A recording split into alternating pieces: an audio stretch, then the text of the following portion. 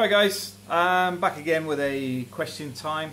Apologies, I'm going to have to wear my glasses because I can't read the questions otherwise, and you might hear some stuff in the background because April's busy cooking for the kids. But I've got 9 questions here from different people, mainly coming in the emails at the minute. We'll cover that in a minute as well. But the first question is it worth reporting a crime? Now, the first thing I want to say on this is I've got experience on this in the sense that when I first come out to Torrevieja, literally my first trip out here, I hadn't taken most of my money with me. I'd separated my money, but I'd taken my wallet for the ID in there, and I got pickpocketed in Torrevieja. Now, what was interesting is I got my wallet back. Now, reporting the crime, because it was a case of not knowing how to report it here, I ended up going to multiple police stations because, like, the Trafico obviously weren't interested, Guardia not interested. In the end, the people that actually took interest, if you imagine Alicante Airport, as the arrivals, where the arrivals are, so literally when you arrive here, if you look to the right, there's a little office. There's a little police station in there, and they basically just get you to do it over the phone, and all the forms that are printed off, and they get you to sign it. So personally, I'd recommend just phoning the police station next time. Myself, I knew I had to fill in a form and everything, so going to the police station was a bit of logic for me, but it backfired in the sense that I couldn't find the police station that would actually do it. The one in Torrevieja was only part-time. The one down by the main boardwalk type area. So in all honesty, if it's a serious crime, report it anyway. If it's something like this where I was actually more concerned about my IDs and stuff, because obviously with bank cards and things, you've got to have proof that you've had it stolen, so you want a crime number and stuff. But now I get to my point. Yes, it's worth reporting the crimes. The first point being is that 6 months later, when we actually moved to the apartment that's below this one we're living in, I actually got my wallet back. Now, bearing in mind, the police didn't have that address because I didn't even know I was going to be living there at that time. And they didn't know I was living in Spain either because I wasn't at the time, but they still got it to me. So that tells you they're more efficient than some people claim they are. So I got it through the post. I got my wallet back. The only thing that was missing was the 50 euros that was in it. So yeah, worth reporting. The other thing is, if it's things like a bike or something, you know, a physical item that's stolen, it's worth looking at the Torrevieja Guardia Facebook page, because they actually post the bikes on there that are being found and things. So the point being is, it is worth getting in touch with them. You may find it turns up. It won't turn up if you never report it though. So remember that, put a bit of effort in. I know it's frustrating sometimes, but yes, definitely recommend it. But also it shows a statistic that a crime occurred. Somebody asked me about racism. Do I suffer any racism issues in here? In Spain? No. On YouTube, yes. YouTube, you get it anyway. Doesn't matter what you are in YouTube, you will always get somebody that's offended by something or would like to try and offend you. But what I find here is Torrevieja is nearly 50% people from outside of Spain. So you've got Northern Europeans, you've got people from everywhere. If you ask who his best friends are, Amin's, where's Amin from? Do we know? Morocco. And kindergarten years, he's got Ukrainian and Russian. Yeah, kindergarten, his friends were Ukrainian, Russian, and Leo is from Argentina, isn't he? His father's Argentinian. Yeah, so it's very cosmopolitan here. And a lot of the problems that occur are people actually pushing it upon their kids in the first place, because the kids are fine, you know, but I don't really see it here. And I do see some people go on about it, but it's that teenage group that you get those sort of things occur anyway. because it's always blame somebody else for whatever. So personally, got no issues with it. I don't find the police racist. I don't find the police or anybody else giving people grief and that all. In fact, there's another question here. Yeah, this will roll on to another question. Am I learning Spanish? One of the frustrations that you will get is if you don't speak Spanish, they get fed up with speaking to people in English. And even if they do speak English, sometimes they're just tired of doing it because people don't make any effort. If you speak really bad Spanish, they appreciate it. I mean, if you speak great Spanish, I'm sure they'd appreciate it even more. But the point being is, it's the people who don't make an effort. And with a population in this area, was it over 68? Age 68? The average. Average age in this area is 68. There's a high population that have no intention of learning Spanish, let's be honest. But I do recommend, if you're living here, you know what, a lot of you guys got a day to fill with something. Learning Spanish is something that works quite well as a group. It's like doing coffee English, meeting up with Spaniards, meeting up with other people that try and learn the language. There is no age limit on it, and I do recommend doing it. It's very nice to do it, meet new people. It's worth the effort. But yeah, that rolls on with a bit about racism, because some people will say that the Spanish police are racist, but it's a lot of the time I think it's more a case of a lot of them don't speak English. So I think they get a bit fed up with it. So I wouldn't say it's actually racism from my own experience, because I mean, even at the event, the hundreds. If you haven't watched the event though, the 175-year Guardia event, I do recommend watching it. There's some nice clips in there related to, they did some judo, they did the armed response, but also one of the Guardia recognised Zoe, didn't they? Yeah. Yeah, one of the One of her friends. yeah, the father of one of Zoe's schoolmates is from the Guardia Civil, and we didn't know him, but he said, "Oh, I know Zoe," and you know. People are pretty laid back and pretty cool. You know, it's how you approach them a lot of the time. And that's one of the things I do say. You've got to give the right vibe in the first place. But yeah, I don't really see racism as an issue here. Jobs hard to find? Yes, that's question number 3. Yes, jobs are hard to find in this area. If you don't speak Spanish. And if you do speak Spanish, you're going to have a lot of competition. But at the same time, if you speak Spanish and English, speak Spanish, English and French or something, there's plenty of jobs for you. The real estate agents are always looking for people that are multilingual, but you will need to speak Spanish and English as a minimum, but a lot of them are looking for Scandinavian languages and Russian, because that's where the money men are for the market. Not a feminist or whatever statement.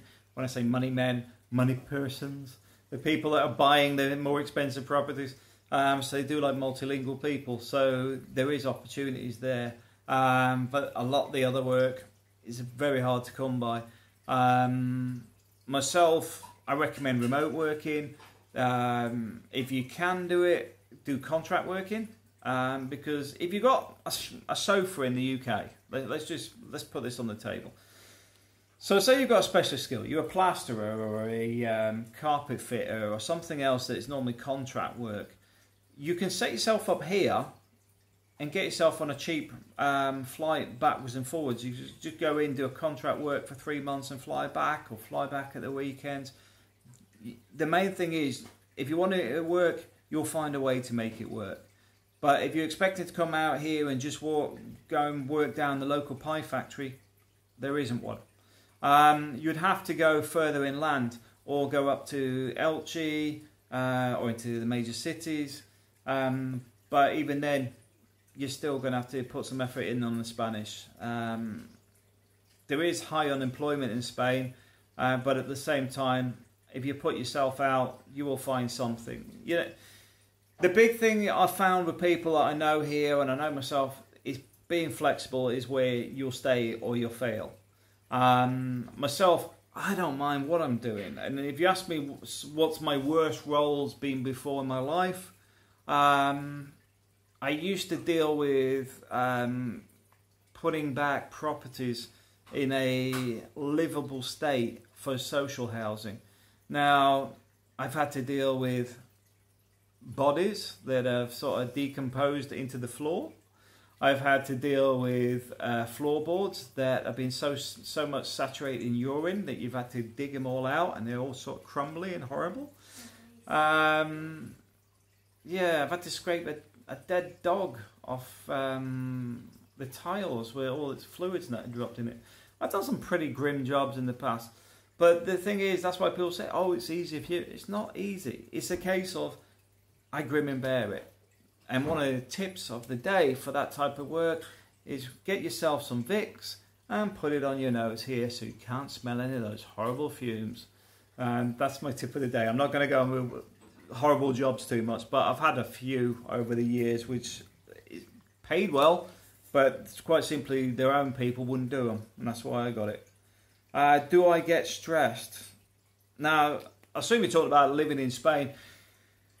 The biggest stress, I would say, are caused by other people. It's normally things that are going on family-wise or work-wise, because the work I do is quite complex, but I'm actually trying to get out of it. I'm trying to move on to something less taxing and less draining.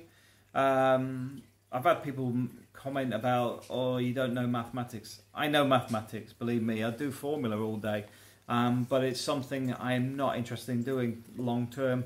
I'd rather be digging holes or doing something else more manually than doing this stuff. I've been doing it that long. But at the end of the day, you've got to see what you're getting out of life and evaluate it from that point of view. If work or whatever it is taking your life from you, draining you or whatever, you're in the wrong job. The UK I find difficult these days because even when I speak to people, nobody seems happy there. I'd rather be earning less and just getting by in Spain than having a good income in the UK, and that's the truth. I'm at that stage in life where I'm looking at just family life, wanting to spend time with the kids and all that sort of thing. The days of things dragging me down, I'm trying to put most of them behind me. I've still got some issues that are going to keep being a thorn in the side for the next few years, but beyond that, just get your head in the right frame of mind. You can avoid it. So, do I get stressed? Not to the extent that some people may, but I can understand when it gets to finances and you don't know where the next penny's coming from or whatever, that sort of thing can be a bit of a concern, which is why I bank months worth of money, but even then I'm looking to maintain that at a certain level, so that life's easier. I'm not sitting on a pension. I'm not old enough. Simple as that. I'm still in my 40s. So yeah, but if you're retired and out here, to be honest, if you're getting stressed, it's probably around administration, neighbours, and basic stuff. And I'll be blunt with you. A lot of this stuff you can get other people to deal with. Myself, April, Andreas, Igor, we can pretty much do anything people need doing here. So if you want anything, just get in touch. I can give you a price on whatever it is. It's up to you if you want to get someone else to do it, whatever. I don't care. But ultimately, life is often only as difficult as we make it for ourselves. So leave that at that. How did Spanish see me? I suppose me as a person. I wouldn't actually know. Nobody actually says anything bad about me. Not to my face, anyway. I am quite critical on things that aren't being done right. So things like the problems I've had with the car, the garage are well aware of how annoyed I am about that. In the same way, when we have things like at the school, I like to donate a fair bit or put a bit of effort in. But this is a funny thing. I was listening to a Radio 2 broadcast a while back where they were talking about Cubs and Scouts, and there was a shortage of Cub leaders and stuff because parents are using these Cubs and Scouts, well, probably more the Cubs, as a creche rather than as something that, you know, instilled a bit of change, a bit, you know, something positive. They weren't actually getting involved or any interest in getting involved. But then again, Cubs is far cheaper than, what do you call it, daycare, which is why they're doing it. Here, I find you try and get involved in an event, there's already about 50 other people wanting to get involved. It's very proactive in helping the kids and getting involved and stuff. So, yeah, I suppose... I don't think there's any negative stuff. I don't think we've had any negative experiences here with Spanish people, have we? No. They're all, I mean... I just struggle. You have to explain further, like, Senora Rosa and the president and his wife. They always like talking, you know, but I just struggle sometimes if I want to explain further, but... Yeah, but they're all chilled out and that, but it's like it's a community thing, isn't it? It's not. I mean, the guys opposite are a bit quiet, but they'll say hello if you tell them hello. And the guy that used to ignore me when I said hello to him when we moved away, it's when we come back he said hello because he must have missed me because I used to say hello to him every day and he ignored me. But then when we moved away, we come back, and every time I see him now, he makes an effort to even talk. But it was like, that was so weird, because he just didn't speak. He was, I mean, I'm not saying he's a grumpy guy, because a lot of people look grumpy here, but once you know them, they're fine. But I think a lot of it is people just feel standoffish because of the language thing. But once you, I mean, one thing I do recommend is you make the effort to talk to people, because a lot of time they will never make the effort. And as soon as you get in there and start chatting away and speaking really bad Spanish or really good Spanish, that barrier's gone. You know, the Spanish people are really nice. I mean, it's like what's the restaurant we went to? Our favourite sitting spot, Maramar. They recognised us this week, didn't they? When we went back last week. Yeah. Because they've only just opened for their holiday season. So, you know, they know us, and the same with the other guy I was talking to in Spanish. It's a good community. So, I don't think, it's not as if they see you in a bad way or anything. I think it's just you become part of the furniture, I suppose, because we're more local than tourists. Well, we are local. We can't be tourists. People can identify who's who here, because you know, in the winter times you're still here. Well, and they know you.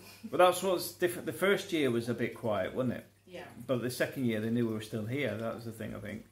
Because for the first year, they think you might be a tourist. But once they still see you here in the winter, they're like, they're not going anywhere. They're one of us. They're one of us now. It's a bit like League of Gentlemen. Yeah, and you see at the bus stop when the parents are waiting, the grandmas, the grandpas.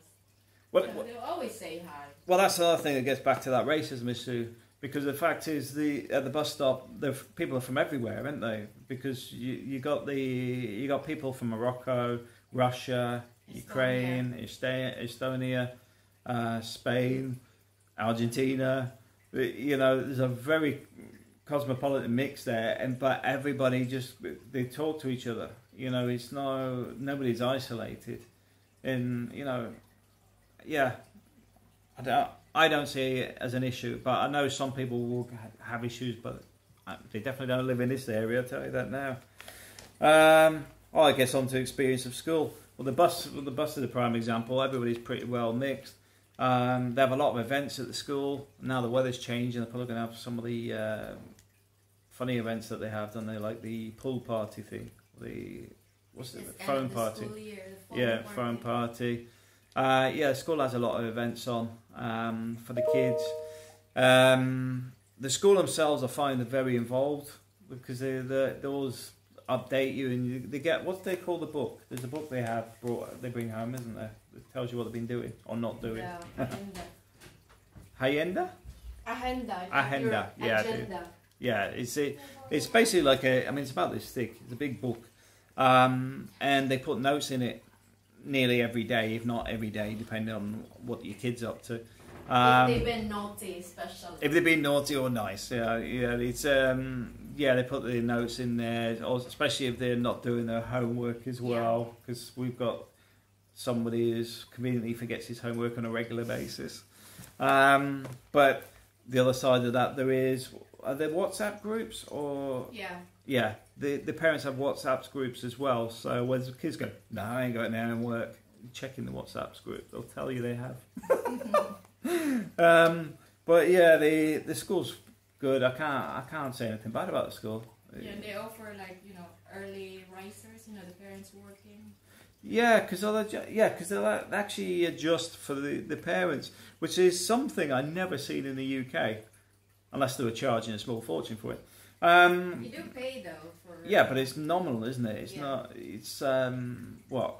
How much would it be a year? A month? Per day. Like for example, school lunches would be like $4.50. Yeah, but they're paying the lunch anyway. I'm not on about that. I'm on about whether they stay. The early ones, I don't know. Yeah, but it'll only be a couple of euros or something. But yeah, they have because the kids often can go home at lunchtime as well because they have an extended lunch. But if they have the school lunch, they're there till 5 o'clock. So yeah, I find it cheap. I know some people say it's expensive, but when you sit and work out, if you had a full-time job in the UK, having the kids to go into a Blue Roof or whatever, one of these day, afternoon care places, it's far more expensive than you'd be paying here in Spain. But also when you have the summer classes, because you'll get a list, they have martial arts, swimming, sports events, all sorts of stuff going on for the kids, even in the summer holidays. So yeah, I find it very well organised and very, very professional. If you're getting the kids into school, it will be a tedious bit of paperwork, but the school already understands that. So if you go in there, ask them for the form, and they'll talk you through the bits and pieces. And if you get stuck and you're in this area, you give us a call. We can help you out with that. Next question, am I learning Spanish? I'm going through some tutor lessons at the minute with Borja. And one of the things we're doing at the moment is the verb to be, because it's one of the things you've got to get over to fully start getting immersed in the language. Because I know a lot of words, but the formations of the sentences can be sometimes more difficult than they should be, which is why we're going over this stuff at the moment. What's the one about distances as well, though, wasn't there? Aquí, ahí. Yeah, aquí is here. Ahí is sort of like the sofas. Ahí. And what's the last one? Ahí is like outside. They don't say the age, actually. Yes, yeah, but it's further away. Where obviously in English we're normally just it's here or there. There and over there. Yeah, but over there would be. But yeah, so there's things like that we just get my head around and doing quite well. He seems quite happy with my Spanish. He hasn't slapped me on the head as my tutor.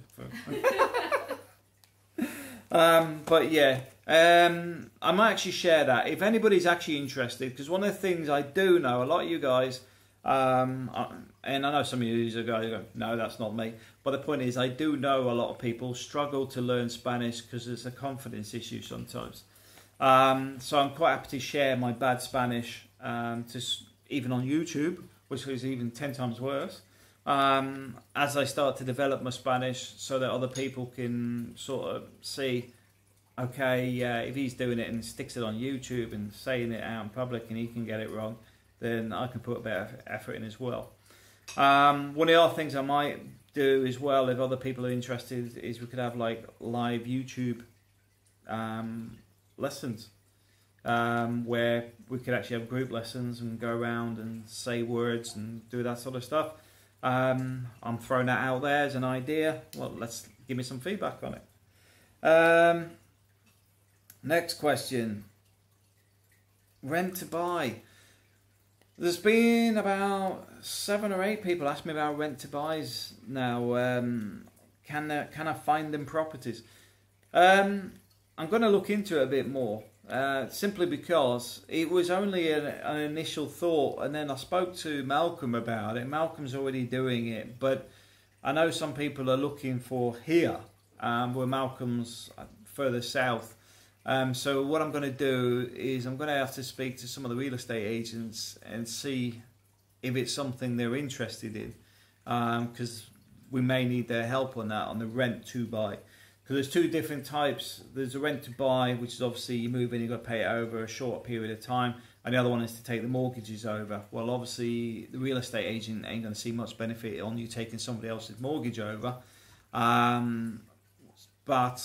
the person who owns the house will. So we have to look at how we can market that, because there's a lot of people simply just want to go back to the UK or whatever, because they've lost a lot of money. The person tonight was on about that one. They paid 200 and... Not them, their friend paid 240. It was 280,000 for their property. Ooh. We sat with them at the quiz. Their friend is... Jill. Yeah, well, Jill's friend has spent, I think, 280,000 euros on a property that's now only worth 80,000 euros. Now, there's a prime one which wouldn't work on this, because quite simply the debt on it just doesn't make any sense. Yeah. But if something was like worth 80,000 and it was originally 140,000 and so much has already been paid on it, then obviously there may be an exit strategy on that one. But 280k, that's painful. But yeah, it's still something that we're working on, still something we're looking at, and we'll get there. Next question is, how do you ask a question? A lot of people email me, but I think what I'll do is I'll put a link here to our Facebook page, because that way you can message me in the Facebook page, which is much easier, because I need to separate things out from different things, because obviously this is to do with Spain. I still get asked things about the Philippines, and then I've got other bits and pieces from work and all sorts, so I'll keep all the Spanish stuff in one place. So I'll put that in the bottom of this video. And that's all the questions for this week. So the big thing on here that I'd be interested in here, what do people think about live Spanish lessons? Because I do think that may actually be beneficial to a lot of people. Because I know a lot of people don't like walking into a classroom over a certain age, where they could be sat there and I'd be on the video like this and other people dial in. So if you didn't want to show a video, don't have to. At the same time, it could be beneficial to everybody, because you could actually, you know, like for example, we'll count 1 to 10 and then go around the room, so that we could actually just practice the numbers and things like that. You know, start there and work our way forward, because obviously different people at different levels, and we can't do it all in one shout. But if we work from my level upwards, then we've got a starting point. Anyway, thanks for watching.